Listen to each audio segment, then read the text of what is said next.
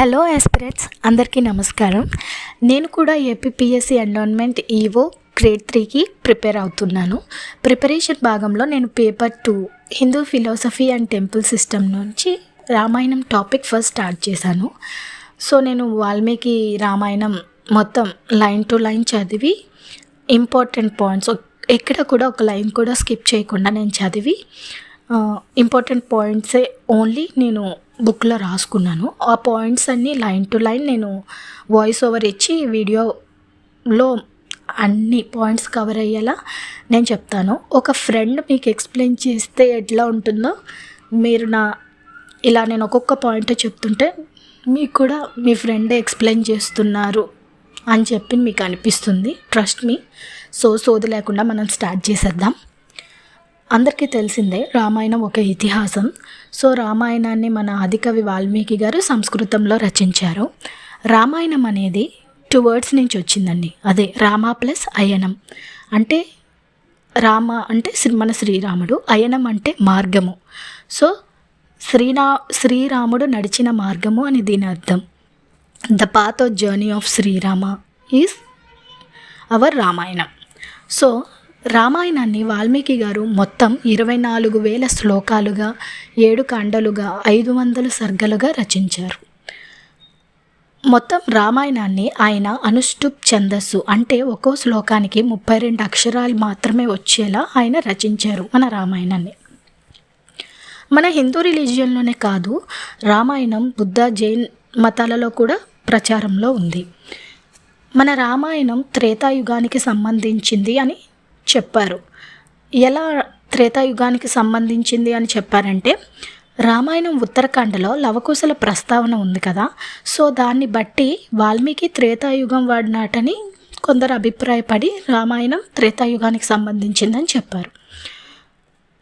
అయితే కొంతమంది చెప్పారు వాల్మీకి రామాయణాన్ని క్రీస్తు పూర్వం 4-5 శతాబ్దాల్లో రచించాడని కొంతమంది అన్నారు. బట్ కొంతమంది అన్నారు 11వ శతాబ్దంలో వాల్మీకి రామాయణం రచించారు అని చెప్పి కొంతమంది అన్నారు. అలా ఎవరెవరు అన్నారంటే, మన కంబన్ తెలుసు కదా, కంబరామాయణం తమిళ్లో రచించారు ఈయన. ఆయన చెప్పారు వాల్మీకి రామాయణం 11-12వ శతాబ్దానికి చెందింది అని. అలాగే తెలుగులో మొల్ల రామాయణం ఉంది కదా, మొల్ల గారు రచించారు. ఆవిడ కూడా ఇంచుమించు ఇట్లనే చెప్పారు. నెక్స్ట్ నరహరి గారు కన్నడ రామాయణం రాశారు. అదే తొరవే రామాయణ్ అని, తొరవే రామాయణ్. ఈయన చెప్పారు వాల్మీకి రామాయణం 14వ శతాబ్దానికి చెందింది అని. అలాగే Krittivasa Ojha is a Bengali Krittivasa Ramayan writer. ఆయన చెప్పారు it belongs to 15th century అని. నెక్స్ట్ తులసీదాస్ గారు రామచరిత మానస్ హిందీలో రచించారు. ఆయన చెప్పారు ఇది 16వ శతాబ్దానికి చెందింది అని. సో చారిత్రక ఆధారాలు పరిశోధించిన తర్వాత హెచ్డి సంకాలియా అనే ఆయన ఈ రామాయణం 4వ శతాబ్దానికి చెందింది అని చెప్పి ఆయన ఆర్గ్యూ చేశారు. బట్ ఏఎల్ భాష్యం అనే ఆయన ఇది 8 లేక 7వ శతాబ్దానికి చెందింది అని ఈయన ఆర్గ్యూ చేశారు. మొత్తానికి ఏముంది, ఇంతమంది ఏం చెప్పినా సరే మనం ఫాలో అవ్వాల్సింది వాల్మీకి రామాయణం. సో మన ఈ రామాయణం 4-5 శతాబ్దానికి చెందింది అనే మనం గుర్తుంచుకోవాలి. సో పాలి లాంగ్వేజ్లో బుద్ధ జాతక కథల్లో రామాయణంలో ఎలా ఉందంటే, ఇందులో దశరథుడు కాశీరాజుకి చెందినవాడని, రామ సీత లక్ష్మణులు అన్న చెల్లెళ్ళని, అలాగే దశరథ మహారాజుకి పుట్టిన ఫస్ట్ వైఫ్కి పుట్టిన పిల్లలే వీళ్ళు, ఈ పిల్లల్ని సెకండ్ వైఫ్ నుంచి వాళ్ళని సేవ్ చేయటానికి రామ లక్ష్మణ సీతని దశరథుడు హిమాలయాలకు పంపించాడని, తర్వాత 12 సంవత్సరాల తర్వాత వాళ్ళు మళ్ళీ కాశీకి వచ్చారని ఇందులో రాసుంది ఇక్కడ బుద్ధ జాతక కథలలో. బట్ ఇందులో ఎక్కడ కూడా రావణుడు సీతను అపహరించినట్టు లేదు. అలాగే జైన రామాయణంలో ఏముందంటే, లక్ష్మణుడు రావణుడిని చంపాడని, తర్వాత రాముడు సన్యాసం తీసుకుని హిమాలయాలకు వెళ్ళిపోయాడని, తర్వాత అలాగే దశరథ మహారాజు 4 ఆయనకి 4 భార్యలని. వాళ్ళ పేర్లు అపరాజిత, సుమిత్ర, సుప్రభ, కైక అని. మన అపరాజిత గారి కొడుకే పద్ముడు అంటే మన శ్రీరాముడు. సుమిత్ర గారి కొడుకు నారాయణుడు అంటే లక్ష్మణుడు. సుప్రభ కొడుకు శత్రుఘ్నుడు, కైక కొడుకు భరతుడు అని. అలాగే రాముడికి కూడా 4 భార్యలని. వాళ్ళే మైథిలి, ప్రభావతి, రతినిభ, శ్రీధమ. మన మైథిలి గారే సీతాదేవి అని. అలాగా ఎవరి మతానికి తగ్గట్టు వాళ్ళు ఇష్టం వచ్చినట్టు రాసేసుకున్నారండి రామాయణాన్ని.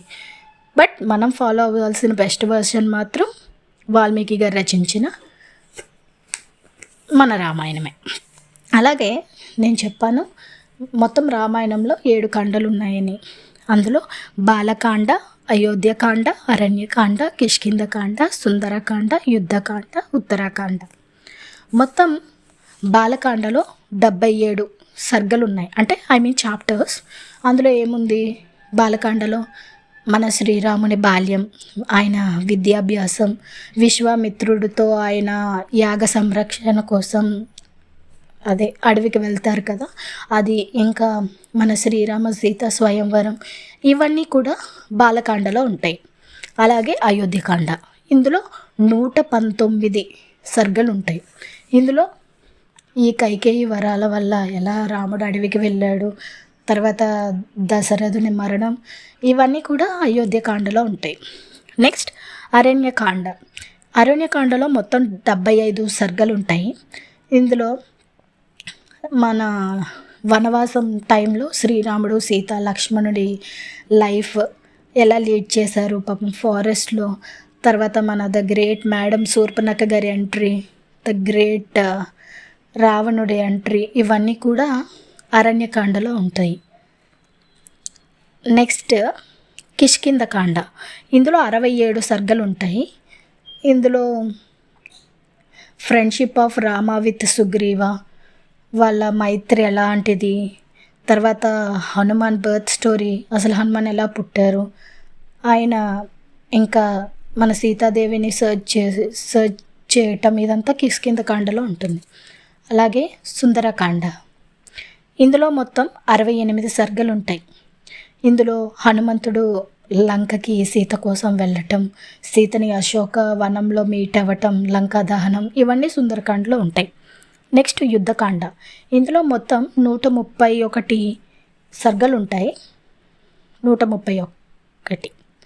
ఇందులో శ్రీరాముడు సేనతో లంకకు వెళ్ళి రావణుడితో యుద్ధం చేయటం, రావణ సంహారం, అక్కడ సీతాదేవిని మీట్ అవ్వటం, ఇవన్నీ యుద్ధకాండలో ఉంటాయి. Next last but not the least Uttarakanda. ఇందులో 110 సర్గలు ఉంటాయి. ఇందులో మన రాముడి పట్టాభిషేకం, మళ్ళీ సీతాదేవిని అడవులకు పంపించటం, అక్కడ పాపం ఆవిడ లైఫ్, ఇంకా ఆవిడ లవకుశులకి బర్త్ ఇవ్వటం, వాళ్ళు ఎలా పెరిగారు, వాళ్ళని మళ్ళీ రాముడు ఎలా కలుసుకున్నాడు, రాముడు వాళ్ళకి పట్టాభిషేకం చేయటం, ఇవన్నీ కూడా ఉత్తరాఖండ్లో ఉంటుంది. సో ఇదంతా బ్రీఫ్ రామాయణం, బ్రీఫ్ స్టోరీ. మనం ఇంకా ఇన్ డీటెయిల్ వెళ్తాం, బాలకాండ, అయోధ్యకాండ, ఇవన్నీ. So next topic Bala Kanda.